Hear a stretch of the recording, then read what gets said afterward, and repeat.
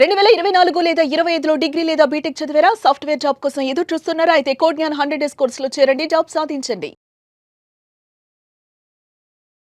Hello sir. నమస్తే అండి. నమస్తే అండి.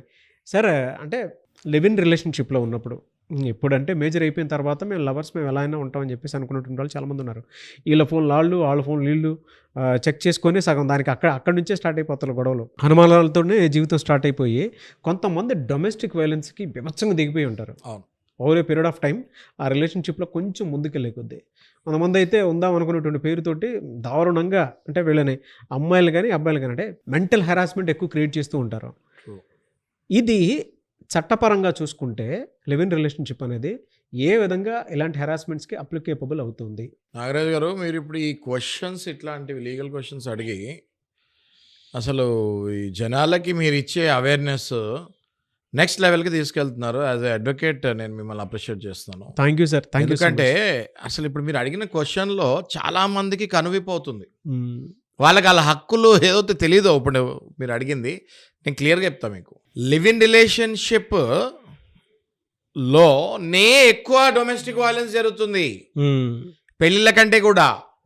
మీరు చాలా కరెక్ట్ అడిగారు question. Me take is very correct. ఎందుకంటే పెళ్ళిళ్ళు అయిన తర్వాత డొమెస్టిక్ వైలెన్స్ జరిగితే పెద్దవాళ్ళు మధ్యలోకి వస్తారు, మాట్లాడతారు, గొడవలు లేకుండా మళ్ళీ సంజాయిషి చేస్తారు, మళ్ళీ వాళ్ళిద్దరిని జాగ్రత్తగా కాపురం చేసుకునేటట్టు చేస్తారు. ఎందుకంటే అందులో పెద్దవాళ్ళ ఇన్వాల్వ్మెంట్ ఉంటుంది కాబట్టి. ఎస్. లివ్ ఇన్ రిలేషన్షిప్లో ఎవరి ఇన్వాల్వ్మెంట్ ఉంటుందండి? ఎవరైనా ఇటు సైడ్ పేరెంట్స్ కానీ అటు సైడ్ పేరెంట్స్ కానీ వచ్చి మీరు లివ్ ఇన్లో ఉండండి అని అక్షింతలు వేసి వెళ్తారా? వెళ్ళరు కదా. పెళ్ళి జరుగుతూనే కదా అక్షింతలు వేసేది. వందల మంది వేల మంది వచ్చి అక్షింతలు వేసి అక్కడ చేతులు కడుక్కొని వెళ్తారు. మీరు లివ్ ఇన్ రిలేషన్షిప్లో అసలు మీరు లివ్ ఇన్లో ఉన్నారని తెలియదు, మీరు రిలేషన్లో ఉన్నారని తెలియదు, ఎవరితో ఉన్నారో తెలియదు.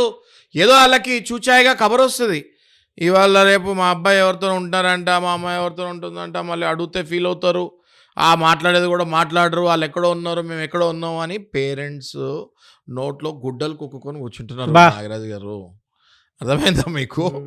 సో ఇప్పుడు ఈ లివ్ ఇన్ రిలేషన్షిప్లో డొమెస్టిక్ వైలెన్స్ జరిగినప్పుడు ఒక అమ్మాయి మీద ఆ అమ్మాయి ఎవరికి ఫోన్ చేసి చెప్తానికి ఫస్ట్ ఉండదు. మహా అయితే క్లోజ్ ఫ్రెండ్స్, వెరీ క్లోజ్ ఫ్రెండ్స్కి ఫోన్ చేసి చెప్పే అవకాశం ఉంటుంది. ఆ ఫ్రెండ్స్ కూడా అలాంటి వాళ్ళే వాడే ఉంటారు కాబట్టి వాళ్ళు వచ్చి ఈ అబ్బాయికి నీతి చెప్పే ఛాన్స్ లేనేలేదు.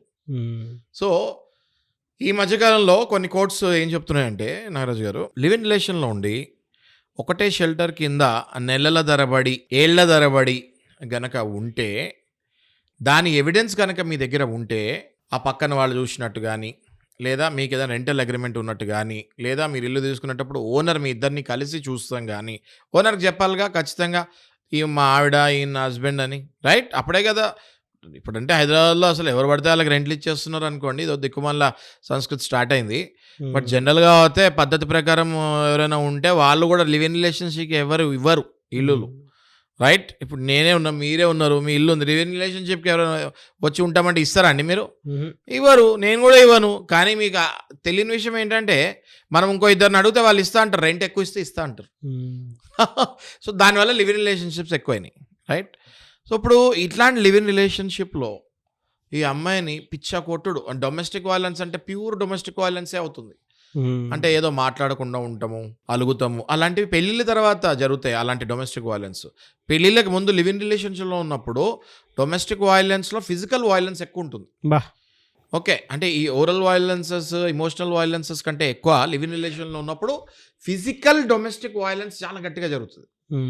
ఆ అమ్మాయిని పిచ్చ కొట్టుడు కొడతాము, నువ్వు ఎవరు చెప్పుకుంటావే చెప్పుకో అంటాము, నీకు నాకు ఏమైనా పెళ్ళయిందా ఎవరికైనా చెప్పుకోనికి, నువ్వు పోలీసు వాళ్ళు కూడా నీ కంప్లైంట్ తీసుకోరు, ఏ అడ్వకేటు నీ కంప్లైంట్ తీసుకోరు, నేను ఎక్కడైనా నీకు మూడు వేసానా లేకపోతే దండలు మార్చుకున్న ఫోటోలు అసలు నీకు నాకు పెళ్ళయిందా అంటారు, రైట్?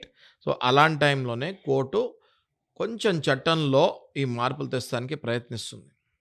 ఇలాంటి ఎవిడెన్సెస్, నేను ఇందాక చెప్పిన ఎవిడెన్సెస్ కనుక ఉంటే ఖచ్చితంగా పెళ్ళైనట్టుగా భావించి డొమెస్టిక్ వైలెన్స్ యాక్ట్ ఏదైతే 2005లో వచ్చిందో అది లివ్ ఇన్ రిలేషన్లో ఉన్న మహిళకి కూడా అప్లై అవుతుంది అని కొన్ని కోర్ట్స్ పలుమార్లు చెప్పింది.